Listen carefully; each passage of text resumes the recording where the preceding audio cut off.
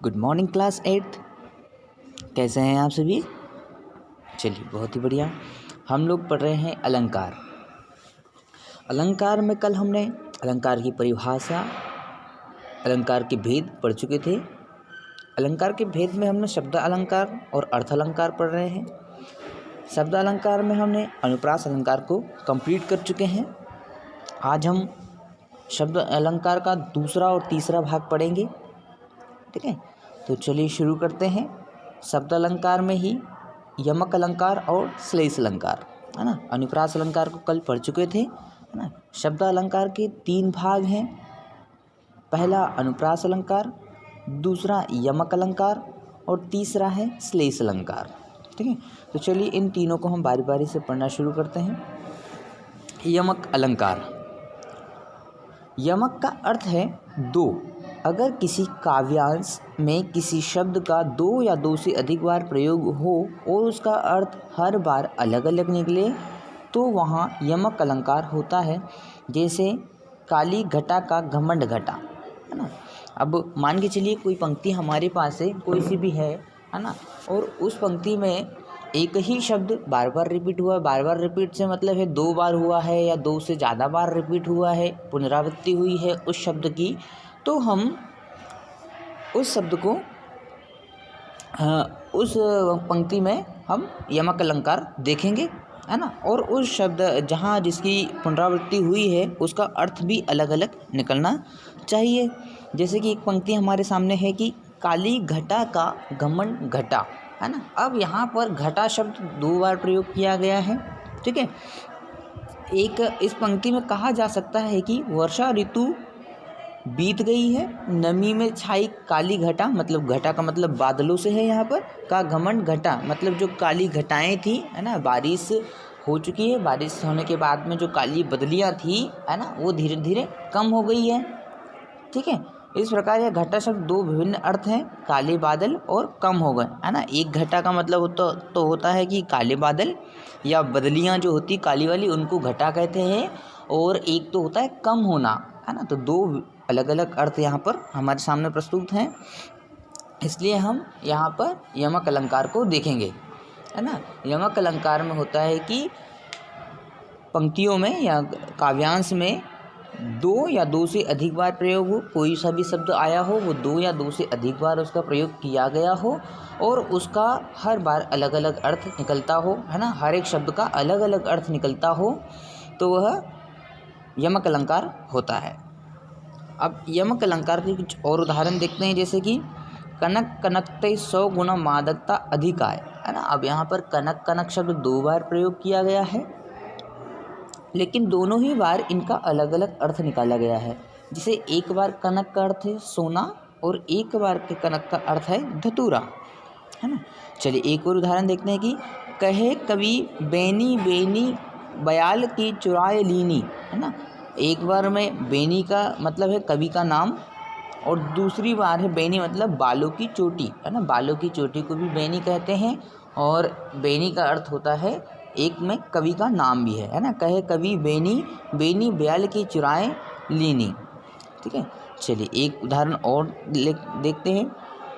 रति रति शोभा सब रति के शरीर की, है ना। रति रति मतलब तनिक तनिक सी, थोड़ी थोड़ी सी, कण कण सी, है ना। और रति मतलब कामदेव की पत्नी जो है, कामदेव की पत्नी का नाम भी रति है, तो यहाँ पर उनके लिए भी प्रयोग किया है कि रति रति शोभा सब रति के शरीर की, मतलब कवि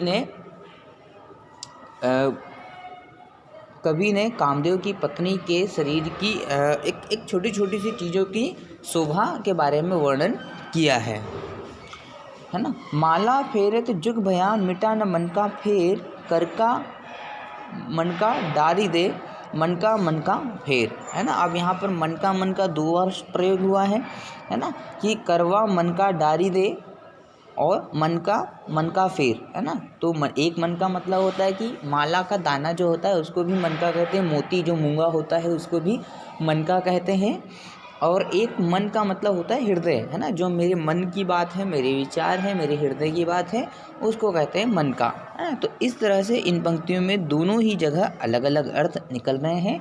तो यहाँ पर यमक अलंकार है, ठीक है। तो यमक अलंकार को हम कुल मिलाकर इतना समझते हैं कि यमक अलंकार में किसी काव्यांश में या किसी पंक्ति में एक ही शब्द की पुनरावृत्ति हुई हो, 2 बार हुई हो, 3 बार हुई हो, 4 बार हुई हो, ज़्यादा भी हो सकते हैं, लेकिन जितनी बार भी उनकी आवृत्ति हुई है, जितनी बार भी वो दोहराए गए हैं काव्यांश में, तो उनका अलग अलग अर्थ, अलग अलग मायने निकलते हैं, ठीक है। चलिए, अब यहाँ पर हम यमक अलंकार को पढ़ने के बाद आगे बढ़ते हैं श्लेष अलंकार की ओर, है ना। श्लेष अलंकार का अर्थ है चिपका हुआ, है ना। श्लेष अलंकार पढ़ रहे हैं अभी। श्लेष अलंकार का अर्थ है चिपका हुआ, जैसे चिपक जाता है कोई चीज़, तो वैसे ही काव्यांश में भी, कविताओं में भी शब्द एक दूसरे से चिपके होते हैं, है ना, उनके अर्थ एक दूसरे से मिले हुए होते हैं। तो वो देखते हैं कि श्लेष का अर्थ है चिपका हुआ, किसी काव्य पंक्ति या वाक्य में प्रयुक्त किसी शब्द के साथ साथ जब एक से अधिक अर्थ निकले तो यहाँ श्लेष अलंकार होता है। अब मतलब ये है कि एक ही शब्द से या एक ही पंक्ति से कई ज़्यादा अर्थ भी निकाले जा रहे हो, तब वहाँ हमारा होता है श्लेष अलंकार, है ना। तो वहाँ पर श्लेष अलंकार होता है कि यहाँ पर कहा भी गया है परिभाषा में कि प्रयुक्त किसी शब्द के साथ साथ जब एक से अधिक अर्थ निकाले, है ना, एक ही वाक्य से या एक ही शब्द से जब ज़्यादा अर्थ निकाले जा रहे हो, तो वहाँ पर श्लेष अलंकार होता है ना। चलिए कुछ उदाहरण देखते हैं कि उदाहरण में है कि गरीब के नसीब में कहाँ है सोना, है ना, गरीब के नसीब में कहाँ है सोना। तो इस पंक्ति में सोना के 2 संभावित अर्थ है ना। एक तो होता है नींद लेना और दूसरा होता है स्वर्ण धन दौलत। अब गरीब को कहाँ सोने को मिलता है भाई, है ना, गरीब तो काम ही करता रहता है, गरीब मेहनत ही करता रहता है, उसको सोने का टाइम कहाँ मिलता है ना, चैन की नींद वो नहीं सो पाता। और फिर दूसरा है कि सोना मतलब स्वर्ण धातु, गरीब के पास सोना भी नहीं होता है, स्वर्ण धातु भी नहीं होती, बहुत कम होती है। तो यहाँ पर सोना शब्द का 2 अर्थ निकाले गए हैं। तो इस तरह यहाँ पर श्लेष अलंकार होगा। अब श्लेष अलंकार के कुछ और उदाहरण देखते हैं और समझते हैं। मधुबन की छाती को देखो सूखी कितनी इसकी कलियाँ, है ना। अब कलियाँ शब्द जो है वो इसके 2 अर्थ निकले हैं। एक तो फूल के खिलने से पहले की अवस्था, है ना, फूल जो खिलते हैं उससे पहले जो छोटा सा रूप होता है उसका, उसको कली कहते हैं।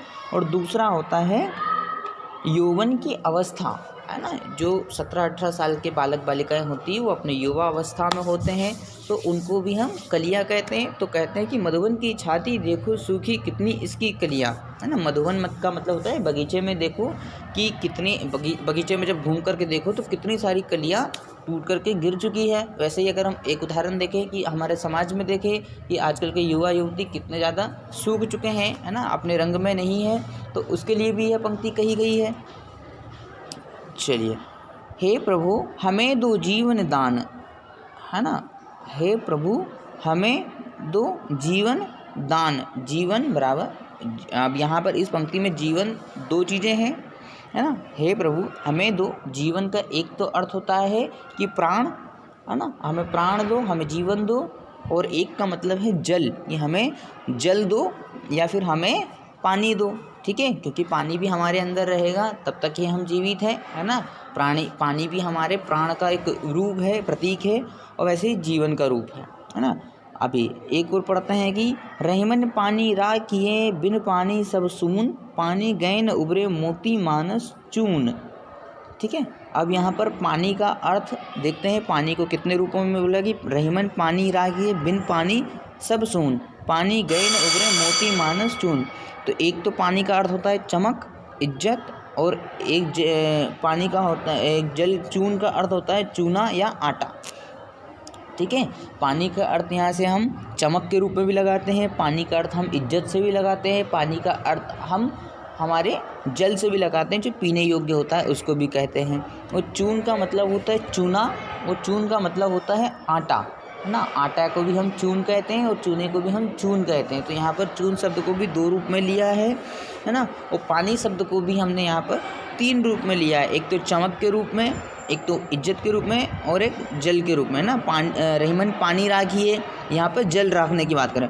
बिन पानी सब सून, मतलब यहाँ पर इज्जत की बात हो रही है, ठीक है। पानी गए न उबरे, यहाँ पर इस पानी में चमक की बात हो रही है ना। मोती मानुष चून, चून का मतलब होता है चूना भी और आटा भी। यदि पानी नहीं होगा तो चूने का कोई मोल नहीं है ना, आटे का कोई मोल नहीं है ना। बिना पानी के आटा आप गूँथ नहीं सकते हैं, बिना पानी के आप चूने को खा नहीं सकते हैं, ठीक है।